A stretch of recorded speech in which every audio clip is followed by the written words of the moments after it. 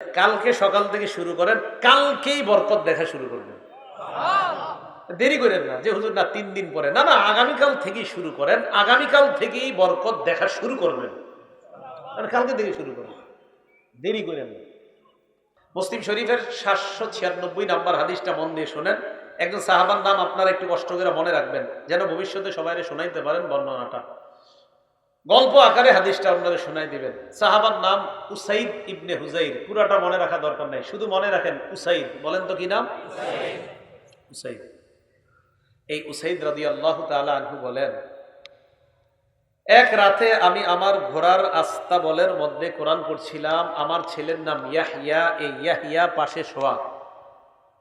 আকরাউ ফি মিরবাদি, আমি আমার ঘোড়ার আস্তাবলের মধ্যে কোরআন পড়ছিলাম। আমি যখন কোরআন পড়তে লাগলাম, জালাত ফারাসুহু, হঠাৎ কোরআন পড়ে ওনার ঘোড়াটা লাফায়, কোরআন পড়ে ওনার ঘোড়া লাফায়, কোরআন পড়ে না ঘোড়া লাফায় না। ফাকরা সুম্মা জালাত আইজাদ, কিছুক্ষণ থেমে উনি আবার কোরআন পড়ে, আবার ঘোড়া লাফায়। ফাকরা সুম্মা জালাত উখরা, আবার কিছুক্ষণ থেমে আবার কোরআন পড়ে, আবার ঘোড়া লাফায়। উসাইদ ইবনে হুজাইর দেখে বারবার যদি আমি আবার কোরআন পড়ি, ঘোড়া এত পরিমাণ লাফায়, ঘোড়া লাফাইতে লাফাইতে না জানি আমার সন্তান ইয়াহিয়ার উপর পাড়া পড়ে পদপিষ্ট করে আমার সন্তানটা মেরে ফেলে। আমি পড়া থামিয়ে দিলাম, থামানোর পর ঘোড়ার কাছে গেলাম, যাওয়ার পর আমি দেখলাম ফাইদা ফাওকা রাসি মিসতুজুল্লাহ, আমার মাথার উপর আকাশের এক খণ্ড মেঘ, ওই মেঘের ভিতর ফিহা আমসালুস সুরুজ, মেঘ খণ্ডের ভিতর এরকম বাতির মতো অসংখ্য অগণিত বাতি দেখা যায়। ঘটনা কি? ফালাম্মা গাদাউতু আলা রাসূলিল্লাহি সাল্লাল্লাহু আলাইহি ওয়াসাল্লাম, সকালে আল্লাহ রাসূলের কাছে আসলাম। আসার পর বললাম, ইয়া রাসূলুল্লাহ, রাতের বেলা একটা ঘটনা ঘটছে, আপনাকে জানাইতে আসছি। কই কি? বলো। বাইনামা আনাল বারিহাতা আকরাউ ফি মিরবাদি, রাতের বেলা গত রাতে আমি আমার ঘোড়ার আস্তাবলের মধ্যে কোরআন পড়ছিলাম। হঠাৎ আমি দেখলাম আমার ঘোড়া লাফায়। নবীজি বলেন, ইতরা ইবনা হুজাইর, তুমি যদি আরো তেলাওয়াত করতা। উসাইদ ইবনে হুজাইর বলেন, হুজুর আরো পড়লাম, ঘোড়া আরো লাফায়। একটু মন দিয়ে বুঝেন। নবীজি আবার বললেন, ইকরা ইবনে হুজাইর, ও উসাইদ ইবনে হুজাইর, তুমি যদি আরো পড়তা। সাহাবী জবাব দেয়, হুজুর আমি আরো পড়লাম, ঘোড়া আরো লাফায়। নবীজি তারপর হুজুর পড়া থামাই, ঘোড়ার লাফ থেমে যায়। নবীজি কয়, যদি আরো পড়তা। ঘটনা কি? কি হইল? সাহাবী উসাইদ ইবনে হুজাইর বলে, ইয়া রাসূলুল্লাহ, আর পড়ি নাই। কেন? খাশিতু আন তাতা ইয়াহইয়া, আমি আশঙ্কা করলাম আর যদি কোরআন পড়ি, ঘোড়া লাফাইতে লাফাইতে আমার সন্তানের উপর পড়ে আমার সন্তানটা না জানি হত্যা করে ফেলে। তুমি যদি আরো পড়তা। সুবহানাল্লাহ। ঘটনা কি? আচ্ছা, উসাইদ ইবনে হুজাইরকে নবীজি, ঠিক আছে, তারপর বলো। এরপর হুজুর আমি আমার ঘোড়ার কাছে গেলাম, যাওয়ার পর দেখলাম আমার মাথার উপর মেঘখণ্ড, এটার মধ্যে বাতি দেখা যায়। আরো জাতফিল জাউই, হঠাৎ দেখলাম এই মেঘখণ্ড বাতি সহ শূন্যের মধ্যে বিলীন হয়ে যায়। হাত্তা মা আরাহা, এক পর্যায়ে আর দেখতে পাই না। নবীজি বলেন, ইস, যদি আরো পড়তা। তিলকাল মালাইকাতু তাসতামিউ ইলাইকা, এগুলা বাতি না, আল্লাহর ফেরেশতা মনোযোগ সহকারে তোমার কোরআন তেলাওয়াত শুনতেছিল। ফেরেশতা। যেমন বললাম, একটু বইরেন তাহাজ্জুদের সময়, বাকি কারো ঘুম ডিস্টার্ব করা যাবে না। আশেপাশে মানুষের জন্য ঘুম ডিস্টার্ব না হয়, খেয়াল রাখতে হবে, সতর্কতা। একটু বইরেন যে আল্লাহ শুনে আর ফেরেশতারা শুনতেছে আপনার তেলাওয়াত। হাদিস শেষ হয় নাই। নবীজি সাল্লাল্লাহু আলাইহি সাল্লাম বলে, সাইয়্যিদ লাউ করাতা আসবাহ, তুই যদি সকাল পর্যন্ত একটু পড়তা। ইয়ারাখান নাস মা তাস্তাতিরু ইলাইহিম, সকাল পর্যন্ত যদি কোরআন পড়তা, ফজরের আজান শোনার পর যে মুসল্লিরা তোমার বাড়ির সামনে দিয়ে মসজিদে আসতো, স্বচক্ষে আল্লাহর ফেরেশতাদেরকে দেখতে পাইতো। পড়বেন নি? বলেন না, একটু পড়বেন নি? বলেন তাহাজ্জুদের সময় মা বোনরা আপনারা কোরআন পড়েন, আল্লাহর সাথে সম্পর্ক কায়েম করেন, দেখবেন আল্লাহ তাআলা। আমি কিভাবে বলি জানেন, যে কালকে সকাল থেকে শুরু করেন, কালকেই বরকত দেখা শুরু করবেন। দেরি করেন না যে হুজুর না 3 দিন পরে, না না, আগামীকাল থেকেই শুরু করেন, আগামীকাল থেকেই বরকত দেখা শুরু করবেন, মানে কালকে থেকে শুরু করবেন, দেরি করেন না। আল্লাহ আমাদেরকে আমল করার তৌফিক দান করেন। রাতের বেলা তাহাজ্জুদের সালাতে তেলাওয়াত, এটা বড়রাও পড়তে পারবে, ছোটরাও পারবে, বড়রাও পারবে, ছোটরাও উৎসাহমূলক যদি তাদেরকে পড়ানো হয় জায়েজ আছে। সহিহ বুখারীর 699 নম্বর হাদিসের বর্ণনা, عن عبد الله بن عباس رضي الله تعالى عنهما قال بت عند خالتي ميمونة رضي الله تعالى عنها। আব্দুল্লাহ ইবনে আব্বাস রাদিয়াল্লাহু তাআলা আনহুমার বর্ণনা, তিনি বলেন, আমি আমার খালা মাইমুনা রাদিয়াল্লাহু তাআলা আনহার বাড়িতে রাতের বেলা অবস্থান করলাম। হাত্তা ইযান তাসাফাল লাইল, রাত যখন অর্ধেক হয়ে যায়। এটা বুখারীর 699 নম্বর হাদিস। এই হাদিসে আবার আসতেছে, আপনাদেরকে সহিহ বুখারীর 183 নম্বর হাদিসে ঘুরে আনি আবার, এখানে আসবো কিন্তু। আব্দুল্লাহ ইবনে আব্বাস বলেন, রাতের বেলা, ওই হাদিসটা লম্বা আর কি, রাত যখন অর্ধেক হয় আল্লাহ নবী উঠলেন, উঠার পর তাকান আমার দিকে, জাআলা ইয়ামসাহুন নাওমা আন ওয়াজহিহি, চেহারা থেকে এইভাবে ঘুম দূর করতেছিলেন, চোখ মুছে, মুখ মুছে। আচ্ছা আমার সাথে ওয়াদা করেন, এটা ওয়াদা করতে হবে, এটা আর নিয়ত না, এটা ওয়াদা। এটা কি কষ্ট? আজকে দেখে আমরা ঘুম থেকে উঠা, আমার ঘুম যাক আর না যাক, এমন করলে আমার নবীজি করছেন, আমরা করবো ইনশাআল্লাহ। রাসূল সাল্লাল্লাহু আলাইহি সাল্লাম উঠা এমন করতেন, এমন করতেন। ঘরের মধ্যে একটা ঝুলন্ত মশক ছিল, এটার কাছে নবীজি যাইতেন। এটা যদি পারেন শূন্যটা আদায় করতে, একটা ঝুলন্ত মশক রাখবেন, পাত্র রাখবেন। আমি একবার করে এলাকায় গেছি, গিয়ে দেখি মাশাআল্লাহ ওই ঘরে এরকম সুন্নতি সিস্টেম চালু, একদম দেশ গ্রামে। কিন্তু দেশ গ্রামে মানুষ যে এতভাবে সুন্নত পালন করে, আলেমের ঘর তো দেখলাম মাশাআল্লাহ, উনি ঘরটা রাসূল সাল্লাল্লাহু আলাইহি সাল্লাম রাতের তাহাজ্জুদের সময় যেই যে আমল, যেই যেই জায়গায় সিস্টেম, ওনার মশক থাকতো, মেসওয়াক থাকতো, ওযুর পানি ঠিক ওইভাবে ওনার ঘরে সিস্টেম করা। দেখলাম এই যুগে আমাদের দেশেও মাশাআল্লাহ রাসূল সাল্লাল্লাহু আলাইহি সাল্লামের সুন্নাহ পরিপূর্ণভাবে পালন করার লোক এখনো আছে। তো আব্দুল্লাহ ইবনে আব্বাস রাদিয়াল্লাহু তাআলা আনহুমা বলেন, রাসূল সাল্লাল্লাহু আলাইহি সাল্লাম ওযু করলেন, আমি ওযু করলাম। খুব মন দিয়ে শুনেন, উনি কিন্তু ছোট মানুষ, আব্দুল্লাহ ইবনে আব্বাস ছোট মানুষ। হ্যাঁ, আপনাদের প্রশ্ন হবে জরুরি যে ছোট, এটার দলিল কি? দলিলটা পরে দিচ্ছি। উনি কিন্তু ছোট মানুষ, উনি ওযু করলেন। ওযু করার পর আল্লাহ রাসূল সালাতে দাঁড়াইলেন। এবার আবার সহিহ বুখারীর 699 হাদিসে চলে আসে, ফাকুমতু আন ইয়াসারিহি, আমি নবীর বাম পাশে দাঁড়াইলাম। আখাযা বিরাসি, নবী আমার মাথা ধরলেন, ধরার পর আকাবানি আন ইয়ামিনিহি, নবী আমাকে তার ডান পাশে দাঁড় করাইলেন। এরপর আল্লাহ নবী 2 রাকাত সালাত আদায় করলেন। এইভাবে মোট 13 রাকাত তাহাজ্জুদের সালাত করলেন। 8 রাকাত তাহাজ্জুদ, 3 রাকাত বিতির, 2 রাকাত ফজরের সুন্নত। ঘটনা কিন্তু রমজানের বাহিরের ঘটনা।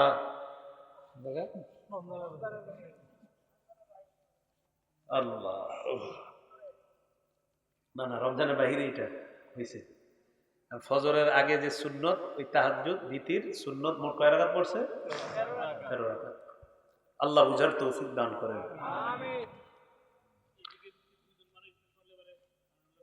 আচ্ছা আচ্ছা, ঠিক আছে, দেখতে দেন, দেখতে দেন, ঠিক আছে, ঠিক আছে। তো রাসূল আকরাম সাল্লাল্লাহু আলাইহি সাল্লামের সাহাবী আব্দুল্লাহ ইবনে আব্বাস রাদিয়াল্লাহু তাআলা আনহুমা বলেন যে আমি রাসূল সাল্লাল্লাহু আলাইহি সাল্লামের ডান পাশে দাঁড়ালাম। নবীজি সাল্লাল্লাহু আলাইহি সাল্লাম 2 রাকাত সালাত আদায় করলেন, আমিও সালাত আদায় করলাম নবীজির সাথে। আমি ছোট্ট মানুষ ছিলাম। ওই রাতে নবীজি সাল্লাল্লাহু আলাইহি সাল্লাম আমার জন্য দোয়া করেছিলেন, আল্লাহুম্মা আল্লিমহুল কিতাব ওয়া ফাক্কিহু ফিদ্দীন। অন্য জায়গায় আছে আল্লাহুম্মা আল্লিমহুল কিতাব, আরেক জায়গায় আছে আল্লিমহুত তাওয়িল। আল্লাহ, আপনি এই ছেলেটাকে, এই আব্দুল্লাহ ইবনে আব্বাসকে কিতাব এবং দ্বীনের সহি বুঝ দান করেন। অন্য বর্ণনায় আছে আল্লাহ কোরআনের ব্যাখ্যা আপনি তাকে শিখাইয়া দেন। রাসূল সাল্লাল্লাহু আলাইহি সাল্লামের এই দোয়ার বরকতে আব্দুল্লাহ ইবনে আব্বাস রাদিয়াল্লাহু তাআলা আনহুমাকে আল্লাহ পুরা পৃথিবীর মুফাসসিরদের সম্রাট বানিয়ে দিয়েছে। এখন আসেন, হাদিস শেষ হয়নি। তো রাসূল সাল্লাল্লাহু আলাইহি সাল্লাম তাহাজ্জুদের তেলাওয়াত করলেন, উনিও তাহাজ্জুদ পড়লেন। এখন প্রশ্ন হলো, আব্দুল্লাহ ইবনে আব্বাস রাদিয়াল্লাহু তাআলা আনহুমার বয়স ছিল কত? মুসনাদে আহমদ হাদিস নাম্বার 3437 নাম্বার হাদিস। আব্দুল্লাহ ইবনে আব্বাস বলেন, আমি আল্লাহ রাসূলের সাথে যেই রাতে তাহাজ্জুদের সালাত আদায় করলাম, ওয়া আনা ইয়াউমা ইযিন ইবনু আশরি সিনিন, আমার বয়স ছিল তখন 10 বছর। কয় বছর? এখন বলেন, হেফজখানার ছাত্ররা রাত 4টা 4:30টায় উঠে তাহাজ্জুদ যদি উস্তাদরা উৎসাহ দেয় তাদেরকে পড়ার জন্য, এটা কি ভালো না খারাপ? ভালো। আর ওই সময় যদি তারা আল্লাহর কাছে দোয়া করে তাহাজ্জুদের সময়, এটা কি ভালো শিক্ষা না খারাপ? এখন কথা হলো, ওই সময় দোয়া করতে হবে কেন? এখন দোয়া করলেও তো হয়, আল্লাহ তো সবসময় দোয়া কবুল করতে পারেন। হ্যাঁ, ওই সময় আল্লাহ স্পেশাল দোয়া কবুল করেন। দলিল বুখারী শরীফের 1145 নম্বর হাদিসের বর্ণনা।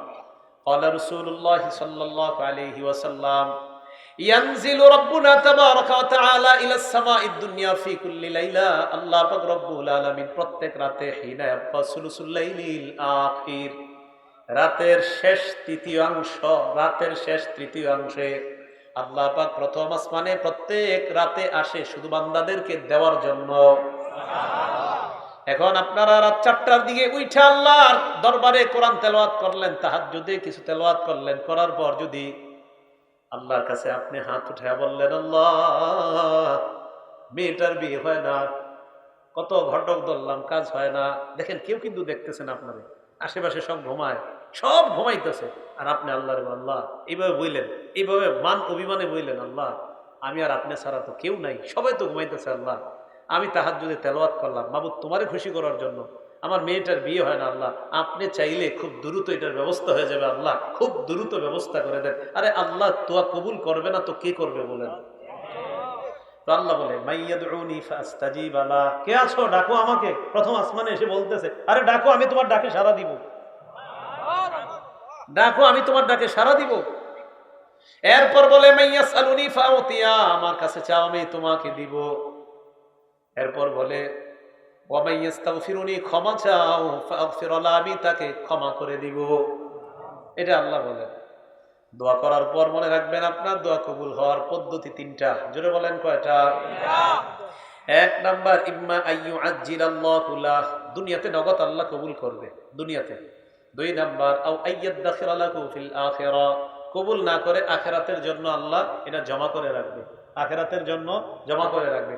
3 নাম্বার, এই দোয়াটা কবুল না করে আগামী 2 দিনের মধ্যে একটা বিপদ আপনার জীবনে ঘটতো, ওই বিপদটা থেকে আল্লাহ আপনাকে হেফাজত করবে, কবুল করবেনই দোয়া আল্লাহ। তাহলে কি কথা বুঝে আসছে সবার?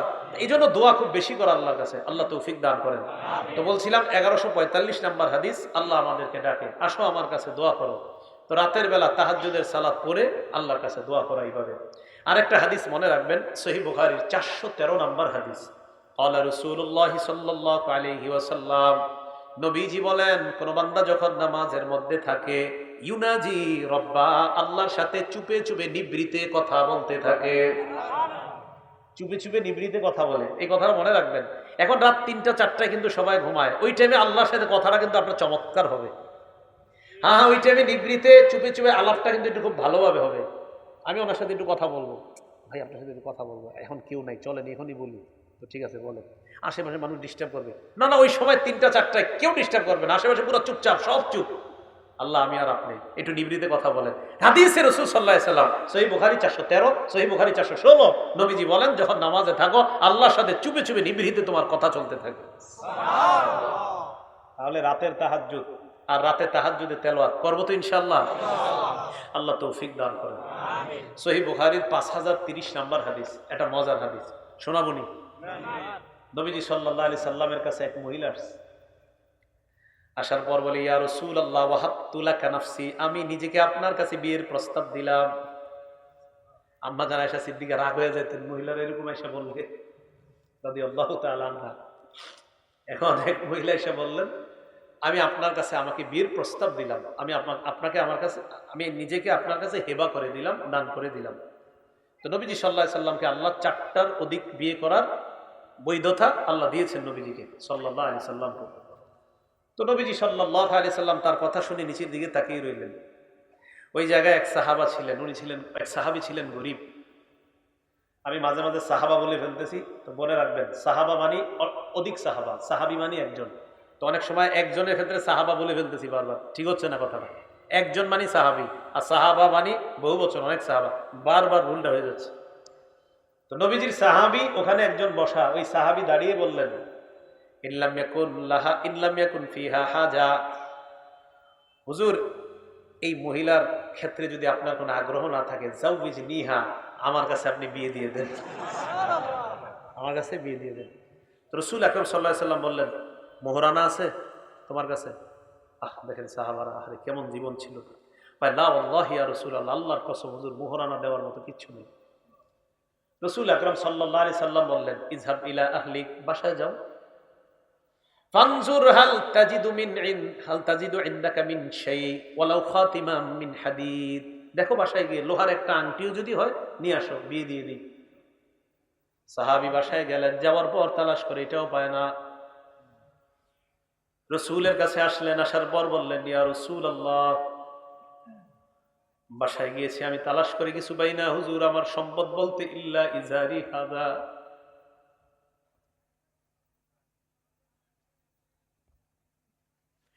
হুজুর আমার শরীরে যে কাপড়টা আছে, ইজারের বাংলা অর্থ হলো লুঙ্গি, ওই জামানা এখান থেকে পা পর্যন্ত যে কাপড় দিয়ে ঢেকে রাখা হয় এটাকে ইজার বলা হয়, এটাকে তাহবন বলা হয়, তহবন।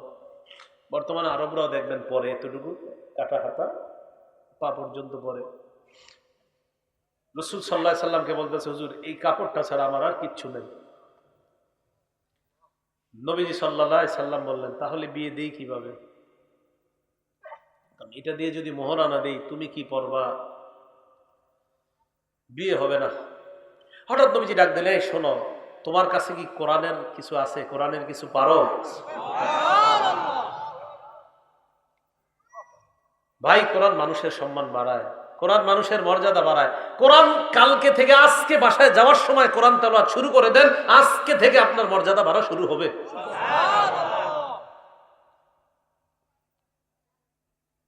সাহাবী জবাব দিলেন, মাই সূরাতুন কাযা ওয়া কাযা, আমার কাছে কোরআনের ওই সূরাটা আছে, ওই সূরাটা আমার মুখস্থ। নবীজি বললেন, মাল্লাকতুকাহা বিমা মাআকা মিনাল কুরআন, শুধু কোরআনের কয়েকটা সূরা মুখস্থ থাকার কারণে, এই কারণে আমি তোমার সাথে এই মেয়েটাকে বিয়ে দিয়ে দিলাম। কি কোরআন পারলে বিয়েরও ব্যবস্থা হয়ে যায়। সুবহানাল্লাহ। আল্লাহ আমাদের সকলকে বিশুদ্ধ উচ্চারণে আমরা যেন কোরআনের সাথে মহব্বত জুড়তে পারি, আর বিশুদ্ধ উচ্চারণে সবাই যেন আমরা কোরআন শিখতে পারি, আল্লাহ তৌফিক দান করেন। প্রথম আবদার আপনাদের কাছে বিশুদ্ধ উচ্চারণে কোরআন শিক্ষা, সবার কাছে আবদার। এরপরের আবদার হলো একটা সন্তানকে হাফেজে কোরআন বানান, একটা মেয়েকে হাফেজা বানান, এটা দ্বিতীয় আবদার। কিন্তু প্রথম আবদার, কলেজে পড়ান, স্কুলে পড়ান, ভার্সিটিতে পড়ান, যেখানে পড়ান, আপনার সন্তান যেন বুক ফুলিয়ে গর্ব করে বলতে পারে, আমি একজন মুসলিম হিসাবে আমি বিশুদ্ধ উচ্চারণে কোরআন পড়তে পারি, এটা আমার প্রথম পরিচয়, এটা আমার প্রথম পরিচয়। তো রাসূল আকরাম সাল্লাল্লাহু আলাইহি সাল্লামের যুগে দেখেন উহুদের যুদ্ধে ৭০ জন সাহাবা শহীদ হয়েছে। তো 2 সাহাবা একটা কাফনের কাপড়ের মধ্যে পেঁচায় নবীজি সাল্লাল্লাহু আলাইহি সাল্লাম কবর দিবে। কেন? কাফনের কাপড় শর্ট, টাকার অভাব, জানি তো আপনারা, ইসলামের শুরুর দিকে টাকার অভাব ছিল। নবীজি সাল্লাল্লাহু আলাইহি সাল্লাম 2 শহীদকে এক কাপড়ের মধ্যে রাখার পর চিন্তা করলেন, কবরে যে রাখবো, 2 জনকে এক কবরে রাখবো, প্রাধান্য কারে দেব? 2 জন তোই শহীদ, দুজনই তো শহীদ, একজনকে তো প্রাধান্য দিতে হবে 2 জনের মধ্যে। রাসূল আকরাম সাল্লাল্লাহু আলাইহি ওয়াসাল্লাম সাহাবাদেরকে প্রশ্ন করতেন, সহিহ বুখারী বর্ণনা 1343 নম্বর হাদিসের বর্ণনা। সাহাবাদেরকে প্রশ্ন করতেন, আইয়ুহুমা আকসারু আখযান লিল কুরআন, এই 2 জনের মধ্যে কোরআন কে পারে বেশি? এই 2 শহীদের মধ্যে কোরআন কে পারে বেশি? ফাইদা উশিরা ইলা আহাদিহিমা, 2 জনের একজনকে যখন সাহাবারা ইঙ্গিত করতেন ওমকে কোরআন পারে বেশি, কদ্দামাহু ফিল লাহদি, কবরে রাখার সময় ওই হাফেজে কোরআন শহীদকে আল্লাহর রাসূল প্রাধান্য দিয়ে দিতেন। তাহলে বলেন কোরআনওয়ালার মর্যাদা মরণের আগে না মরণের পরেও? মরণের আগেও, মরণের পরেও। কোরআনওয়ালাকে সম্মান করা মানে আল্লাহকে সম্মান করা। কোরআনওয়ালাকে সম্মান করা মানে আল্লাহকে সম্মান করা। আবু দাউদ শরীফ হাদিস নাম্বার 4843 নম্বর হাদিসের বর্ণনা। قال رسول الله صلى الله عليه وسلم إن من إجلال الله إكرام ذي الشيبة المسلم وحامل القرآن وإكرام ذي السلطان المقسط সাদা দাড়িওয়ালা বৃদ্ধ মানুষকে সম্মান করা মানে আল্লাহকে সম্মান করা। 2 নম্বর কোরআনওয়ালাকে সম্মান করা মানে আল্লাহকে সম্মান করা। 3 নম্বর ন্যায়পরায়ণ শাসককে সম্মান করা মানে আল্লাহকে সম্মান করা। 3 ব্যক্তিকে সম্মান করা মানে আল্লাহকে সম্মান করা। 1 নম্বর সাদা দাড়িওয়ালাকে সম্মান করা মানে আল্লাহকে সম্মান করা। 2 নম্বর হাফেজে কোরআনকে সম্মান করা মানে আল্লাহকে সম্মান করা। 3 নম্বর ন্যায়পরায়ণ শাসককে সম্মান করা মানে আল্লাহকে সম্মান করা। এটাই রাসূল আকরাম সাল্লাল্লাহু আলাইহি সাল্লাম বললেন, ইন্না মিন ইজলালিল্লাহ, আল্লাহকে সম্মান করা, ইকরামা যিশ শাইবাতিল মুসলিম, বৃদ্ধ মানুষকে সম্মান করা মানে আল্লাহকে সম্মান করা। ওয়া হামিলিল কোরআন, কোরআনওয়ালাকে সম্মান করা, আল্লাহকে সম্মান করা। ওয়া ইকরামা বিস সুলতানিল মুকসিত, ন্যায়পরায়ণ শাসককে সম্মান করা, আল্লাহকে সম্মান করা। পৃথিবীর যেখানেই কোরআনওয়ালা আছে আমরা সব কোরআনওয়ালাকে সম্মান করব ইনশাআল্লাহ। ইবনে মাজাহ কিতাবের নাম। হাফেজ নি আপনি? কে আছেন আপনি? হুজুর আসেন, এদিকে আসেন। আসেন না, একটু এদিকে আসেন। বসেন বসেন, সমস্যা নেই। আমার দিকে তাকান। মনে করেন আপনাদের মাঝে উনি আমার আস্থাভাজন, উনি আমার আস্থাভাজন। কেন বলছি? এবার হাদিস শুনেন। ইবনে মাজাহ 215 নম্বর হাদিস। আপনি আবার কষ্ট নেন না, আপনারও দাম আছে। আপনি আলেম তো, আলেমেরও দাম আছে। আচ্ছা, যেহেতু ওনারে বইলে ফেলছি আপনি হাফেজ কি তুই বলছে না, আলেম তো, যেহেতু উনি আলেম তো ওনার সম্মানে একটা হাদিস শোনায় দিই। তিরমিজি শরীফের 2682 নম্বর হাদিসে আসছে, ইন্নাল আলিমা লা ইস্তাগফিরু লাহু মান ফিস সামাওয়াতি ওয়া মান ফিল আরদ হাত্তা আল হিতানু ফি জাওফিল মা। আলেমের জন্য আসমান জমিনের যারা আছে এমনকি সমুদ্রের মাছ পর্যন্ত আল্লাহর কাছে ক্ষমা প্রার্থনা করতে থাকে। সুবহানাল্লাহ। ওনারও দাম আছে, ওনারও আছে, কারো কম না। আপনারা রাখবেন। তো ইবনে মাজাহ 215 নম্বর হাদিস। ক্বালা রাসূলুল্লাহ সাল্লাল্লাহু আলাইহি ওয়াসাল্লাম, নবীজি বলেন, ইন্না লিল্লাহি আহলিনা মিনান নাস, আমরা সবাই কার বান্দা? আল্লাহ। নবীজি বলেন, মানুষের মধ্যে কিছু মানুষ আছে যারা আল্লাহর পরিবারের সদস্য।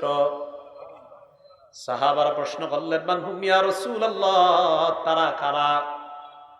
রাসূল আকরাম সাল্লাল্লাহু আলাইহি ওয়াসাল্লাম জবাব দিলেন, আহলুল কোরআন হুম আহলুল্লাহ ওয়া খাসাতুহু, তোমরা সবাই আল্লাহর বান্দা, কোরআনওয়ালা, কোরআনওয়ালারা আল্লাহর পরিবারের সদস্য এবং আল্লাহর বিশেষ বান্দা হয়ে যায়। সবাই আল্লাহর বান্দা। আমাদের দেশের সবাই প্রধানমন্ত্রীর অধীনে আছি আমরা, তো প্রধানমন্ত্রীর খাস লোক আছে, আমরা বলি না? আল্লাহর বান্দা আমরা সবাই আল্লাহর খাস লোক, হাফেজে কোরআন। আল্লাহ আমাদের সকলকে বুঝার তৌফিক দান করেন। তিরমিজি শরীফের 2909 নম্বর হাদিসের বর্ণনা। ক্বালা রাসূলুল্লাহ সাল্লাল্লাহু আলাইহি ওয়াসাল্লাম, খায়রুকুম মান তাআল্লামাল কুরআন ওয়া আল্লামা, যে ব্যক্তি কোরআন শিখে এবং শিখায়, রাসূল বলেন আমি তাদেরকে দুনিয়ার সবচাইতে সর্বোত্তম ব্যক্তি বলে ঘোষণা করে গেলাম। এই হাদিসের অন্তর্ভুক্ত শুধু হাফেজে কোরআন না, হাফেজ আলেম যারা আছে, কোরআন হাদিসের চর্চা যারাই করতেছে তারাই এটার অন্তর্ভুক্ত। তিরমিজি শরীফের 2910 নম্বর হাদিসের বর্ণনা। ক্বালা রাসূলুল্লাহ সাল্লাল্লাহু আলাইহি ওয়াসাল্লাম, মান ক্বারা হারফাম মিন কিতাবিল্লাহ ফালাহু বিহি হাসানা ওয়াল হাসানাতু বিআশরি আমসালিহা। নবীজি বলেন, কোরআনের একটা আমলনামায় 10টা নেকি লিপিবদ্ধ করা হয়। নবীজি বলেন, লা আকুলু আলিফ লাম মিম হারফুন, আমি বলছি না আলিফ লাম মিম পুরাটা একটা অক্ষর, ওয়ালাকিন আলিফুন হারফুন, আলিফ একটা অক্ষর, ওয়া লামুন হারফুন, লাম একটা অক্ষর, ওয়া মিমুন হারফুন, মিম একটা অক্ষর। আলিফ লাম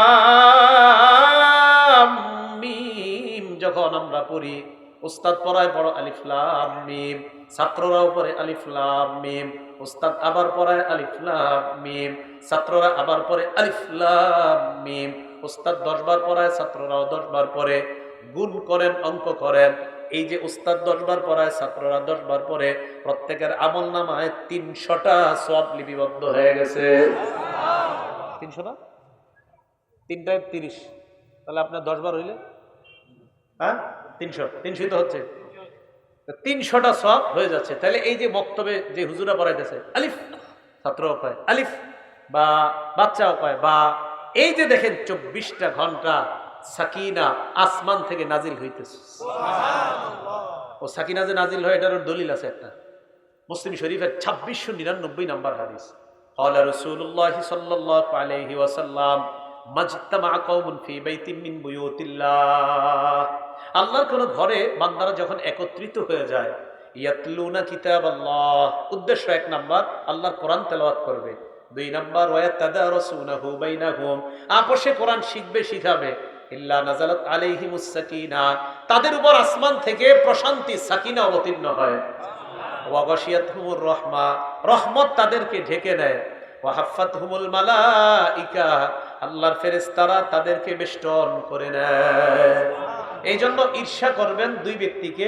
1 নাম্বার যাদের সন্তান হাফেজ, আপনি ঈর্ষা করবেন, আহারে আমার ছেলে হাফেজ হয় না কেন। যার সন্তানের কোরআন পড়া শুদ্ধ, আপনি ঈর্ষা করবেন, আমার ছেলের কোরআন পড়া শুদ্ধ না কেন। যেই মুসল্লির আলহামদুলিল্লাহ সূরা পড়া শুদ্ধ, আপনি ঈর্ষা করবেন যে আমারটা শুদ্ধ হবে না কেন। মুসলিম শরীফের 815 নম্বর হাদিসে আসছে, রাসূল আকরাম সাল্লাল্লাহু আলাইহি সাল্লাম বলেন, লা হাসাদা ইল্লা ফিসনাতাইন, 2 ব্যক্তিকে ঈর্ষা করা বৈধ আছে। 1 নাম্বার রাজুলুন আতাহুল্লাহুল কুরআন, যাকে আল্লাহ কোরআন দান করেছেন, এই ব্যক্তিকে ঈর্ষা করা জায়েজ আছে। তাহলে কোরআনওয়ালাকে কি করা জায়েজ আছে? ঈর্ষা করা জায়েজ আছে। তো কোরআন পড়বো, কোরআন শুনবো, কোরআন শোনাবো, কোরআন তাহাজ্জুদে পড়বো, কোরআন তাহাজ্জুদ ছাড়াও পড়বো, কোরআন রাতে পড়বো, দিনে পড়বো। আজকে বাসায় যাওয়ার আগে কয় আয়াত? ইনশাআল্লাহ, নিম্নে 3 আয়াত, বেশি পারলে বেশি করবো তো ইনশাআল্লাহ।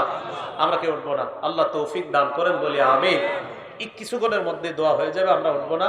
মাদ্রাসার ছাত্ররা রুমাল নিয়ে সকলের কাছে একটু যাওয়ার আবদার জানাইতেছি, খুব দ্রুত সময়, আমরা কেউ উঠবো না, কেউ উঠবো না, আমরা খুব দ্রুত সময়।